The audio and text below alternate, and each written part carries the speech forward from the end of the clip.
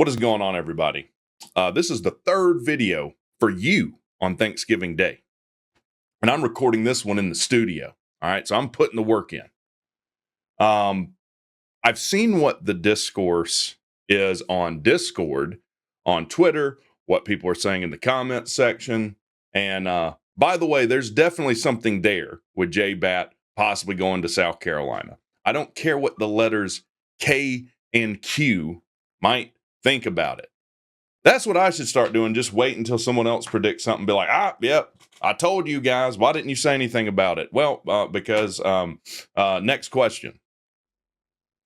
But this is kind of the gist I'm getting from a lot of people. And look, I go in on other fan bases. I call out stupidity wherever I see it, even if it's in my own fan base. And a lot of what is going on in the tech fan base surrounding this situation is pure cope. It is pure cope. I don't know where it's coming from. Let's just assume for the sake of argument that it is true. That Batt is some kind of prick, that Batt isn't the nicest guy. He's not Mr. Rogers. He's not Todd Stansberry. Who cares? Who cares?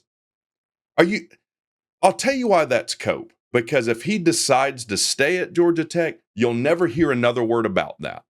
You'll never hear another word about it. Haven't heard a single word about it up until this point. It's a way to feel better and make an excuse for an AD choosing another school over yours.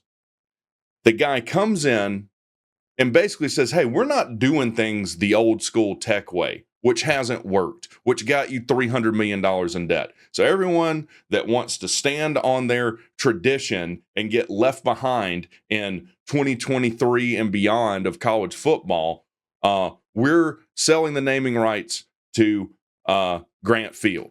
And a bunch of people came on, I'm not renewing my season tickets, man. Well, who cares? All right, you're part of the problem anyways. Comes in, injects money into the program, raises $300 million overnight.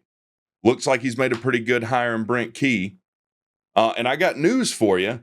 Brent Key's not the nicest guy in the world. Should we fire Brent Key now? Now, there's some mouth-breathing, brain-dead idiots that think we should fire Brent Key. I don't know what school they think they root for. It must be Alabama or Clemson of 5 years ago or something. But that's not what we have, right? I feel like Marissa Tomei and My Cousin Vinny, when she's talking to Joe Pesci, he's like, hey, you like these pants over here?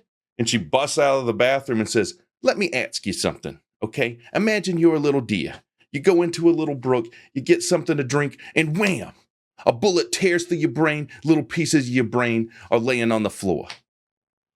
Let me ask you something. Would you give a crap what the son of a bitch that shot you was wearing? That's how I feel. Also, side note, there is nothing I would not do for Marissa Tomei to this day. You just give me 30 seconds. I swear that's all I'll need. Ask anyone I've ever been with. Anyways, there, I teed one up for you if you're a Georgia fan. I don't care if he's not a nice guy. Todd Stansberry was a nice guy, and he set our program back probably a decade. We were $300 million in debt. Is that what you'd rather have? Oh, our program is in shambles, but hey, our AD's a nice guy. He's Mr. Rogers. And just like Mr. Rogers, I hate to say it, but some of y'all live in the land of make-believe. All right? It is a huge loss if we lose Batt, and I don't know what's going to happen with it. Okay? The answer isn't, though, we have to get a tech guy in here. Now, some people say, well, you like the Key's a tech guy. The only reason that matters to me is for situations like this where coaches get poached. But you're not going to be able to build an entire staff and athletic administration of only tech guys, and that doesn't mean that they're not going to leave either. Todd Stansberry was a tech guy.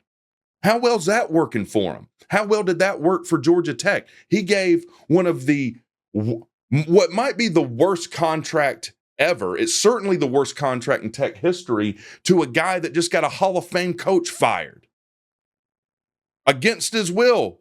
He didn't retire. He got fired. He didn't get to go out on his own terms.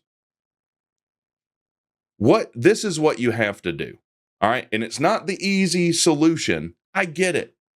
You have to build up the program of Georgia Tech to a point to where you're not getting coaches poached by what has been a middle to bottom barrel SEC team. And that's not a shot at South Carolina. They're playing much better now, right? They're on the upswing now in the same way that Tech is in the ACC. But you've got to build your program up collectively to where that doesn't happen. Okay? So, and also for the people, it's like, yep, it's fine. We got the ball rolling now. We can hire anyone. They'll be successful at Tech. That's crazy. All I care is that you get an AD in that did what Jay Batt just did. Every year the rules are changing. We got a new rule changing coming in with 105 scholarships that is going to require an AD that knows how to navigate things financially. Do I care if he's a nice guy? You do not. Do I care if he's a Tech guy? You do not. Right. I do not. I do not. So is it the end of the world? No. And here's the other thing to be critical of Tech. If Tech looked at this, I'm talking about from a Cabrera standpoint of view, and I'm not near the fan of Cabrera that a lot of people are. How long's Cabrera been at Tech, right? So if people at Cabrera looked at this like, oh, we're never going to be able to retain him anyways, just let him go, don't even try and make a strong offer, then that's insane. That's insane. We've got the money to make him the highest paid AD if money is something that will keep him, right? You can even put a clause in his contract, and I hate to bring this up, Buster Faulkner's one of the hottest names right now. And people are going to be like, well, why? I mean, the Georgia Tech offense hasn't been that great. Yeah, but you've got a ton of injuries. Your star quarterback's being hurt, and he's still done a pretty damn good job despite all that. But you can have a clause in his contract that punishes him for leaving if he'll take the money, right? There's a clause in his contract that like greatly reduces the buyout, or there's a penalty associated with it. So again, you got to build up Tech's program to a point, and it's going to take time. And Tech is on the right track, but I told you guys this is what I was the most worried about as far as us losing someone off the staff. Now, AD at Tech and at any school, but especially at Tech, is going to be the most important position possible. At any school, whatever coach you have coaching football, the ceiling is going to be dictated. And I don't mean just a one-off year. That's been the problem at Tech.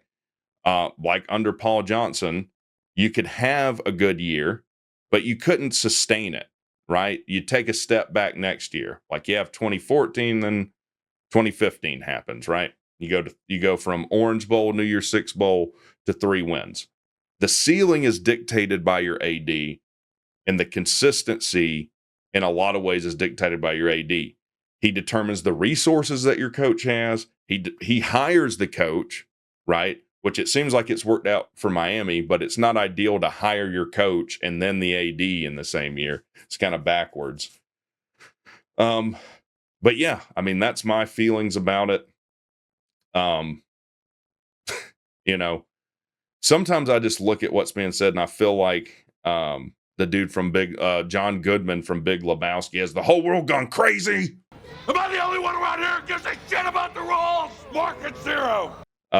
But we'll see. Let me know what you think in the comments. If you're a Tech fan, I'd love to hear from South Carolina fans to know what they think about this. Again, we'll be streaming the game tomorrow. C-Dog will be coming over. I'm getting everything ready for that now.